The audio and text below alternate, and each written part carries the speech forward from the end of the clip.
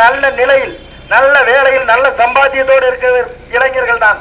ஆனால் நாங்கள் ஏன் அரசியலுக்கு வர வேண்டும்? அப்படி எல்லாருமே அரசியலை விட்டு ஒதுக்கி போனால் பழைய சுரண்டக்கூடிய அந்த ஊழல் லஞ்சம் பெருகி போனவர்கள் தான் இந்த அரசியல் இருப்பார்கள்.